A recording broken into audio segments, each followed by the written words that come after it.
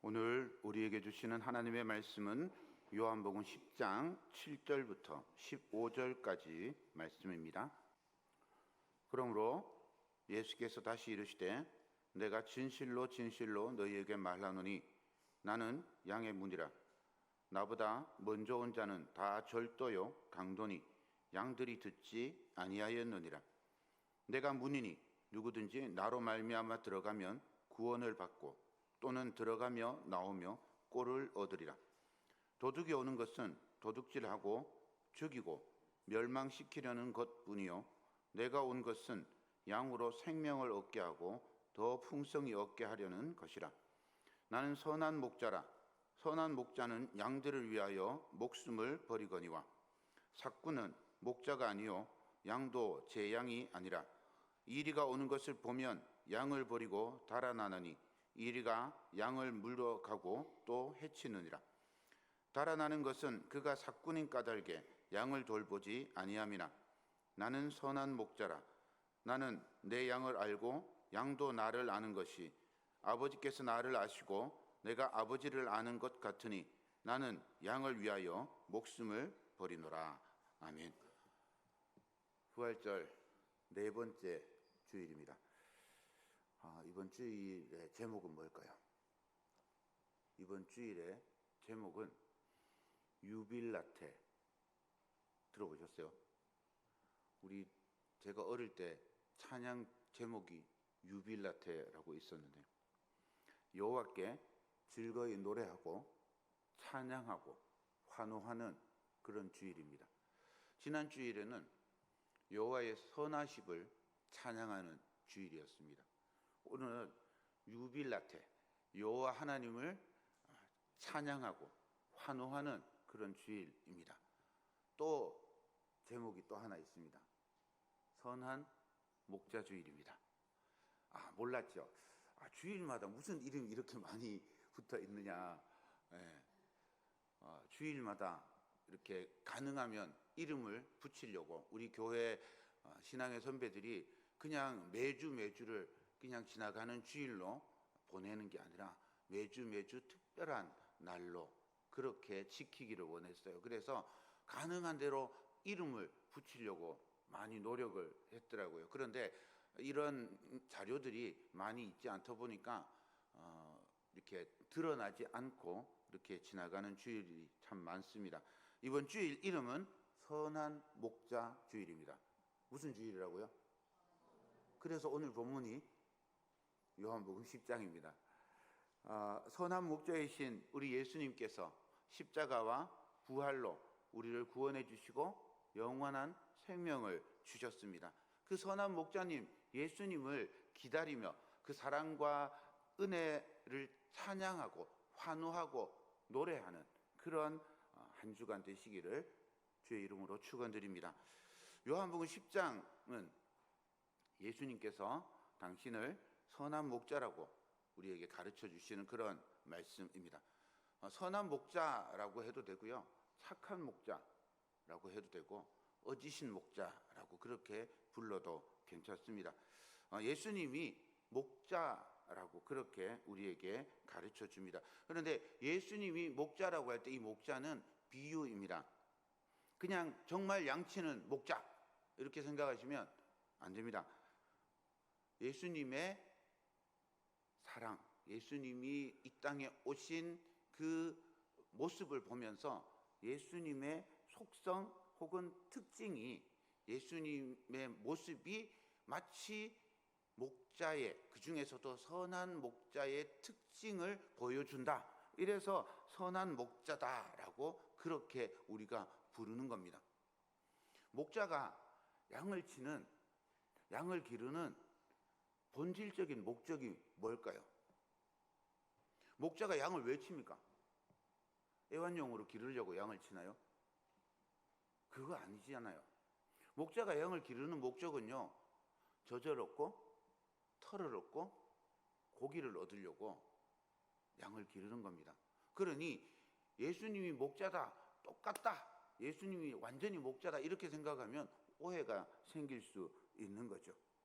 예수님은 목자 중에서 선한 목자의 속성, 특징을 보여주고 계십니다. 그래서 예수님이 선한 목자다라고 할 때 그 목자가 가지는 특징을 우리가 예수님께 대입을 해서 예수님이 이렇게 우리를 사랑하시는구나 라고 깨닫는 거죠. 이게 비유의 목적입니다.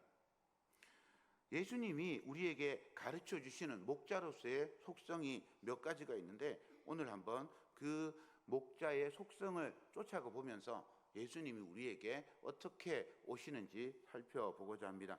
10장을 이해하기 위해서는 요한복음의 주제를 먼저 아는 게 필요합니다. 요한복음은 예수님이 누구신가? 라고 하는 질문에 대해서 계속해서 대답하고 있습니다. 예수님은 하나님께서 오신 분이 맞습니까? 예수님은 선지자입니까? 예수님은 메시아입니까? 예수님은 심판하러 오실 권세를 가진 인자이십니까? 계속해서 묻는 거죠. 그 질문들에 10장에서 대답하기를 예수님은 목자라는 상징을 통해서 하나님께로부터 오신, 하나님에게서 오신 분임을, 선지자임을, 메시아임을, 인자임을 가르쳐 주고 있습니다. 10장은 그렇게 우리에게 목자의 상징을 통해서 예수님을 가르쳐 주면서 또한 사도 요한이 믿음이 무엇인지 또 영생이 무엇인지에 대해서도 가르쳐 주고 있습니다. 그래서 10장을 요약해 보면 목자의 음성을 듣고 목자의 인도를 받아 살아가는 것이 믿음이고 그 길이 영생 곧 구원의 길이다라고 하는 것을 가르쳐 주고 있습니다. 그러면 10장에서 이야기하고 있는 선한 목자는 어떤 분일까요? 선한 목자의 특징을 가진 예수님은 어떤 분일까요? 첫 번째로 예수님은 선한 목자로서 정당성을 가지고 오신 분이다라고 하는 걸 알 수 있습니다. 10장 우리가 읽지는 않았는데 1절, 2절을 제가 읽어드리겠습니다. 내가 진실로 진실로 너희에게 이르노니 문을 통하여 양의 우리로 들어가지 아니하고 다른 데로 넘어가는 자는 절도며 강도요 문으로 들어가는 이는 양의 목자라. 선한 목자는 문을 통해서 들어가는 분입니다. 예수님은 하나님께서 성경, 구약 성경을 통해서 가르쳐 주신 대로 정당하게 하나님께서부터 인간에게로 오신 분입니다. 요한복음 5장 43절 나는 내 아버지의 이름으로 왔음에 너희가 영접하지 아니하나 만일 다른 사람이 자기 이름으로 오면 영접하리라. 또 8장 42절입니다. 예수께서 이르시되 하나님이 너희 아버지였으면 너희가 나를 사랑하였으니 이는 내가 하나님께로부터 나와서 왔음이라. 나는 스스로 온 것이 아니요 아버지께서 나를 보내신 것이니라. 목자이신 예수님은요 그냥 목사이신 예수님이 내가 그냥 오고 싶어 그래서 온 게 아니고 내가 사람들을 양을 사랑해 그래서 내가 이 땅에 와야 돼 이렇게 해서 온 게 아니라는 겁니다. 하나님께서 구약에서부터 계속해서 말씀해 주셨던 예언해 주셨던 그 말씀에 따라서 정당하게 하나님의 아들로 이 땅에 오신 겁니다. 다른 어떤 지도자나 다른 어떤 메시아라고 하는 그런 사람들은 자기 이름으로 오고 그렇게 자기를 높이기 위해서 왔으니 이들은 목자이신 예수님과 대비되어서 절도고 강도입니다. 그들은 하나님으로부터 오지 않았습니다. 그들은 문을 통해서 오지 않고 담을 넘고 벽을 뚫고 양에게로 왔습니다. 예수님은 이렇게 절도며 강도라고 이야기하는 사람들을 대제사장과 바리새인에 빗대어서 설명하고 있습니다. 그들은 스스로 성경을 알고 성경을 잘 지킨다고 그렇게 생각하면서 성경이 약속한 메시아를 죽이려고 했습니다. 메시아를 따르는 사람들에게 벽이 되고 그 길을 막고 쫓아내는 역할을 했던 거죠. 그들은 참 메시아이신 예수님을 볼 수 없는 영적 시각장애인이었습니다. 그들은 자신들의 명예와 권력과 소유에 대한 욕심에 눈이 멀어서 참 메시아, 선한 목자이신 예수님을 볼 수가 없었죠. 선한 목자이신 예수님은 하나님께서 성경을 통해서 알려주시고 가르쳐 주신 바로 그분입니다. 하나님께서 인간과 온 세상을 구원하시기 위해서 보내주신 유일한 정당한 방법으로 이 땅에 오신 분입니다. 이분이 예수님, 선한 목자임을 요한복음 10장이 가르쳐주고 있습니다. 두 번째로 선한 목자는 통로입니다. 7절과 9절 말씀을 읽겠습니다. 그러므로 예수께서 다시 이르시되 내가 진실로 진실로 너희에게 말하노니 나는 양의 문이라. 내가 문이니 누구든지 나로 말미암아 들어가면 구원을 받고 또는 들어가며 나오며 꼴을 얻으리라. 이번에 예수님은 선한 목자가 아니라 문이라고 당신을 말씀하십니다. 문을 생각해 보면 문은 안과 밖을 나누는, 연결하는 통로입니다. 새로운 세계로 들어가는 입구이죠. 이 문을 통해서만 구원을 받고 들고 나며 꼴과 생명의 양식을 얻을 것이라고 예수님께서 말씀해 주고 있습니다. 예수님만이 우리 하나님께 올라갈 수 있는 유일한 통로입니다. 예수님께서 정당한 방식으로 이 땅에 오신 것처럼, 유일한 방식으로 이 땅에 오신 것처럼 예수님을 통해서만 우리가 하나님께 갈 수 있는 유일한 통로를 얻게 됩니다. 예수님만이 하나님에게서 오셨기 때문에 예수님만이 우리를 하나님께로 데리고 갈 수 있는 그런 구원의 능력이 있는 겁니다. 사도행전 4장 12절에서 우리에게 사도 바울이 이렇게 가르쳐주고 있습니다. 다른 이로서는 구원을 받을 수 없나니 천하 사람 중에 구원을 받을 만한 다른 이름을 우리에게 주신 일이 없음이라 하였더라. 사도 바울이 아니고 베드로가 하신 말씀입니다. 예수 그리스도를 통하지 않으면 누구도 구원을 얻을 수 없습니다. 선한 목자이신 예수님을 통해서만 우리가 구원을 받을 수 있습니다. 오늘 10절 말씀을 읽겠습니다. 도둑이 오는 것은 도둑질하고 죽이고 멸망시키려는 것뿐이요 내가 온 것은 양으로 생명을 얻게 하고 더 풍성히 얻게 하려는 것이라. 예수님이 이 땅에 오신 목적이 바로 이것입니다. 양에게 풍성한 생명을 주시려고 예수님께서 이 땅에 오셨습니다.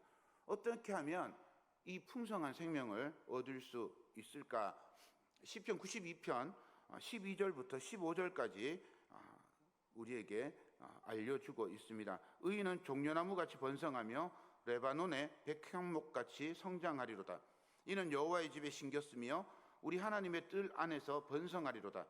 그는 늙어도 여전히 결실하며 진액이 풍족하고 빛이 청청하니 여호와의 정직하심과 나의 바위 되심과 그에게는 불의가 없음이 선포되리로다. 여호와 앞에 의인이 되면 됩니다. 여호와 앞에 의인이 되면 풍성한 생명을 누릴 수 있습니다. 여호와 하나님께서 주시는 그 은혜로 말미암아서 늙어도 진액이 결실이 풍성하고 진액이 풍성하고 빛이 청청하게 될 거라고 그렇게 가르쳐주고 있습니다. 그런데 여기서 나오는 이 의인이라고 하는 것이 스스로 자기를 의롭게 만드는 것이 아니라 하나님께서 의롭다고 인정하는 존재로서의 의인입니다. 시편 1편 3절입니다. 그는 시냇가에 심은 나무가 철을 따라 열매를 맺으며 그 잎사귀가 마르지 아니함 같으니 그가 하는 모든 일이 다 형통하리로다. 의인은 시냇가에 심어진 나무와 같습니다. 영원한 생명의 원천이신 하나님과 함께하는 삶, 하나님과 연결된 삶을 의인의 삶이라고 그렇게 부르고 있습니다. 선한 목자이신 예수 그리스도를 통해서 생명의 근원이신 하나님과 연결될 때 그때 풍성한 삶을 누리게 될 줄로 믿습니다. 세 번째로 선한 목자는 희생을 상징합니다. 11절 말씀입니다. 나는 선한 목자라. 선한 목자는 양들을 위하여 목숨을 버리거니와. 이 말씀은 우리 일상의 모습들과는 차이가 있습니다. 어떤 목자가, 어떤 양을 치는 사람이 양을 위해서 목숨을 버리겠습니까? 함께 할 수 있고 돌보고 인도하고 보호할 수 있습니다. 하지만 양을 위해서 목숨을 버리는 목자는 우리 일상에는, 우리가 일반적으로 살아가는 삶에는 없습니다. 에스겔 34장 4절을 보겠습니다. 너희가 그 연약한 자를 강하게 아니하며 병든 자를 고치지 아니하며 상한 자를 싸매주지 아니하며 쫓기는 자를 돌아오게 하지 아니하며 잃어버린 자를 찾지 아니하고 다만 포악으로 그것들을 다스렸도다. 이스라엘의 목자인 지도자들이 양을 잡아먹고 털을 입지만 양떼를 돌보거나 먹이지 않았다고 하나님께서 책망하고 있습니다. 여기에 양을 위해서 목숨을 버리는 것은 없습니다. 유대 전승에 보면요, 늑대가 양을 잡아먹으러 오잖아요. 그러면 한 마리가 올 때는 그 늑대하고 싸워야 된답니다. 그런데 두 마리가 오면, 세 마리가 오면 양을 두고 도망가도 괜찮다고 말합니다. 자기 목숨을 보존하는 것이 당연하다고 가르치고 있는 거죠. 그러니 예수님께서 말씀하시는 선한 목자는 사실 이상한 목자입니다. 선한 목자는 양들을 위해서 기꺼이 자기 목숨을 희생한다고 말씀해 주고 계시기 때문입니다. 어떻게 그럴 수 있겠습니까? 선한 목자이신 예수님은 그만큼 양들을 사랑하기 때문입니다. 양들을 목숨처럼 사랑하고 있기 때문입니다. 이게 이상하고 이해가 안 되는 것을 예수님도 아셨기 때문에 11절만 이야기하시는 게 아니라 15절, 17절, 18절에 계속해서 이렇게 말씀하고 계십니다. 아버지께서 나를 아시고 내가 아버지를 아는 것 같이 나는 양을 위하여 목숨을 버리노라.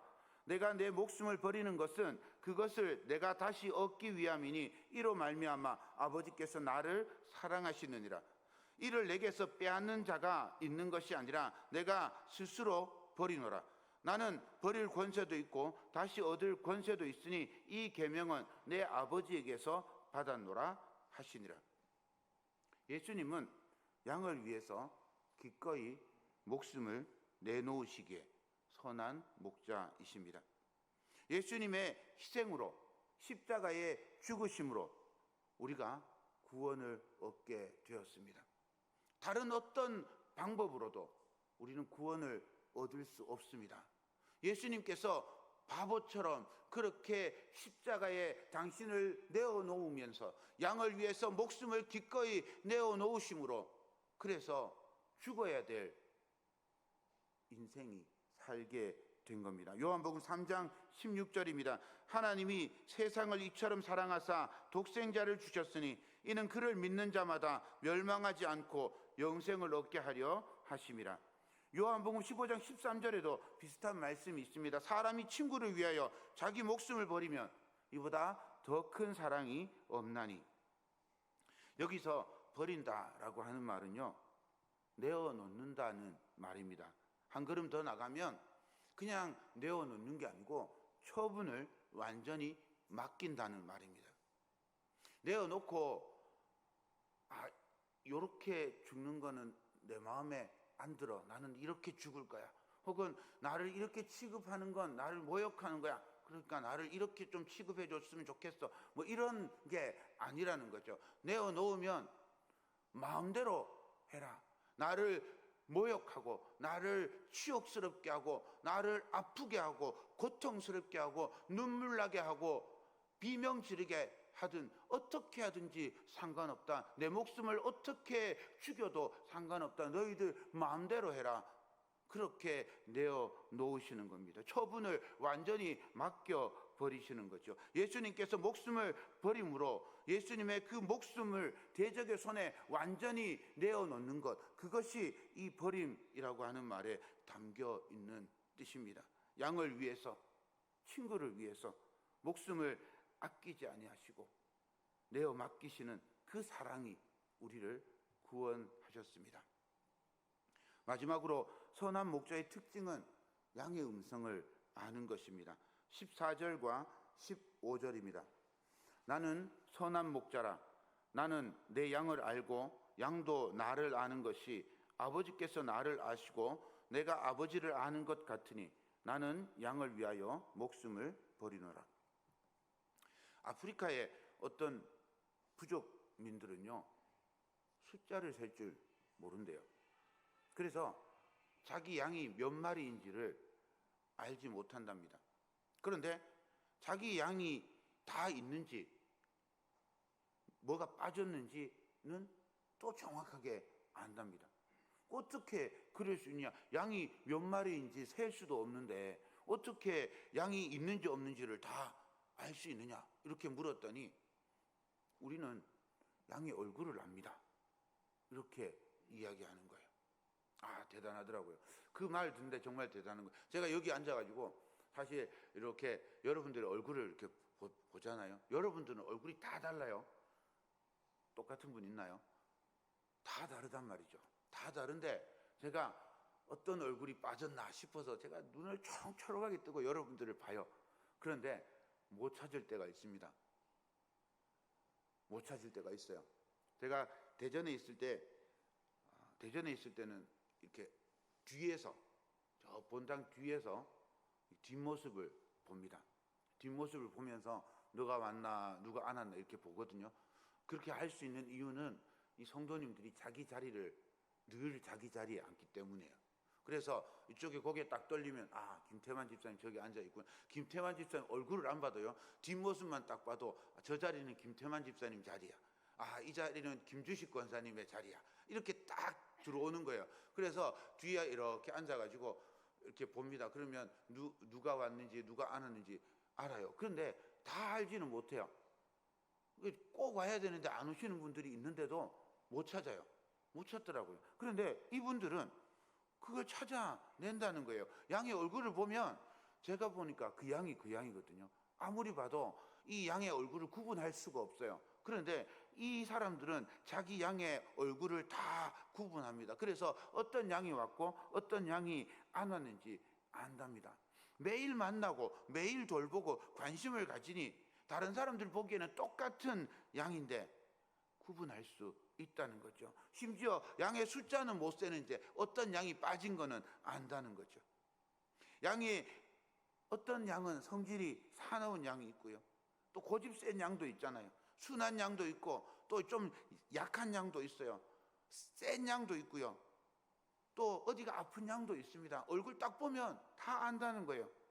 아, 선한 목자가 이렇구나. 선한 목자가 우리를 보면 그냥 다 아시는구나. 선한 목자이신 우리 주님이 그렇게 우리를 다 아시는구나. 우리를 아시는 주님께서 우리가 지금 튼튼한지 건강한지 힘이 든지 뭐 아픈 거 있는지 고집을 피우고 있는지 혹은 상처받고 아픈지 마음이 지금 연약해서 흔들거리고 있는지 우리 주님은 다 알고 계시는구나. 주님이 우리를 아시는 것처럼 우리도 주님을 알 수 있습니다. 양이 어떻게 목자의 음성을 알까요? 또 양치는 이야기입니다. 80년대 후반에 이 팔레스타인 지역을 이스라엘이 강제로 점령한 적이 있습니다. 이스라엘 군대가 와가지고 팔레스타인 지역을 점령을 하고 집집마다 있는 그 양들을 다 한 우리에다 갖다가 모았어요. 밥 주기도 힘들고 사람들을 다 한 군데 몰아놨으니 양들도 다 한 군데 몰아놨단 말이에요. 며칠 후에 어떤 여인이, 홀로 사는 여인이었던 것 같아요. 우리는 이 양 없으면 굶어 죽어요. 우리 양 돌려주세요. 찾아왔어요. 사령관이 그 소리를 듣고 불쌍해서 주려고 보니까 그 양이 그 양인 거예요. 양이 다 섞여가지고 줄 수가 없다. 우리 양이 25마리예요. 25마리 그냥 줄까? 아니에요. 우리 양을 가져가야 돼요. 어떻게 주냐? 알 수가 없는데. 아닙니다. 우리는 찾을 수 있어요. 그리고는 가가지고 여인이 그 양들 앞에서 노래를 부르는 거예요. 뭐 그냥 유행가를 부르는 게 아니고 그냥 흥얼흥얼하는 노래를 부르는 거예요. 그런데 흥얼흥얼 노래를 부르는데 양들이 풀 뜯어 먹는다고 머리 푹 숙이고 있던 양들이 하나 둘 머리를 드는 거예요. 그 딱 들면서 노래 부르는 그 여인에게로 와요. 숫자를 세보니까 몇 마리게요? 25마리가 온 거예요. 이 양들이 이 여인의 소리를 알아듣는 거예요. 똑같은 사람 소리 아닌가 싶은데 주인의 소리를 알아듣는 겁니다. 아, 이게 우리가 예수님의 음성을 알아듣는 방식이구나, 이런 생각을 해봤습니다. 양들이 처음부터 주인의 음성을 알아듣겠어요? 집에서 강아지를 키우거나 고양이를 키우면 처음부터 그 고양이, 그 개가 주인님 하고 그냥 와서 꼬리치고 막 비비고 이렇게 할까요? 그러지 않아요. 주인의 음성을 듣고 주인의 음성을 계속해서 듣고 계속 교제하고 살부대끼고 그렇게 관계를 맺어가면서 그렇게 알아가는 거죠. 목자와 양이 함께 했던 그 시간, 그 경험, 그것을 통해서 양들이 목자에게 길들임 받는 거죠. 그래서 많은 관계를 쌓아가면서 양을 어깨에 대고 부대끼면서 양의 냄새가 목자의 몸에 배고 양의 그 분비물이 목자의 몸에 다 묻고 그렇게 막 부대끼면서 양이 주인의 음성을 알아듣게 되는 거죠. 주님과 우리의 관계도 그렇습니다. 그냥 처음 딱 교회 나오면 하나님의 음성이 들리는구나, 우리 예수님이 지금 말씀하시는구나, 이렇게 알아들을 수 있나요? 그렇지 않습니다. 그런 사람은 거의 없습니다. 사도 바울만 그렇지 어디 그런 사람이 있겠습니까? 매일 말씀을 가까이 하고 찬양하고 기도하고 주님과 교제해야 합니다. 그렇게 우리의 기쁨과 고민과 슬픔과 눈물을 주님께 드리고 주님의 음성을 들으면서 깊이 교제할 때 이것이 주님의 음성이구나, 지금 우리 주님께서 나에게 말씀하고 계시는구나 깨닫게 되는 거죠. 때로는 하나님의 말씀으로, 때로는 목회자의 설교로, 때로는 기도 중에 찬양 중에 길을 가다가 갑자기 들리는 음성으로 이게 주님의 음성이구나 알게 되는 거예요. 그냥 아무 교제도 없고 아무 관계도 없는데 하늘에서 뚝 떨어져가지고 내가 예수다, 네가 예수면 나는 하나님이다, 이러지 않을까요? 교제하고 사귐이 있어야, 그래야 목자의 음성을 들을 수 있게 됩니다. 또 다른 하나는요, 욕심을 내려놓아야 합니다. 양은 굉장한 근실해요. 그래서 바로 눈앞에 있는 것만 볼 수 있답니다. 눈앞에 있는 거 뭐만 보겠어요? 풀만 보는 거예요. 요 풀 먹고 고개 드니까 여기 또 풀이 있는 거예요. 그 풀 쫓아서 또 따라가는 거예요. 그 풀 먹고 났더니 저 앞에 또 풀이 있어요. 또 풀 쫓아서 쫓아갑니다. 저 풀 먹고 나니까 저기 또 풀이 있네요. 계속해서 풀만 보고 쫓아가요. 그러다가 낭떠러지가 있으면 낭떠러지에 떨어지고요, 도랑이 있으면 도랑에 빠집니다. 그 죽을지도 모르고 그렇게 눈앞에 있는 것만 보고 쫓아가는 거죠. 그러면 목자의 음성이 들리지 않아요. 욕심을 가진 한에서는 목자의 음성이 들리지 않는 겁니다. 우리도 똑같아요. 우리의 욕심이 주님이 말씀하시는 것을 듣지 못하게 합니다. 우리가 다른 데 정신이 팔려 있으면 주님이 아무리 이야기하셔도 들을 수가 없는 거죠. 욕심을 내려놓고 우리 주님에게 귀를 기울이면 그때서야 주님의 음성이 들리는 겁니다. 사랑하는 여러분, 선한 목자이신 예수님과 깊이 교제하시기를 바랍니다. 말씀으로 예수님의 마음을 알아가시고 기도로 우리의 마음을 예수님께 아뢰며 더 깊은 사귐을 가질 수 있기를 소망합니다.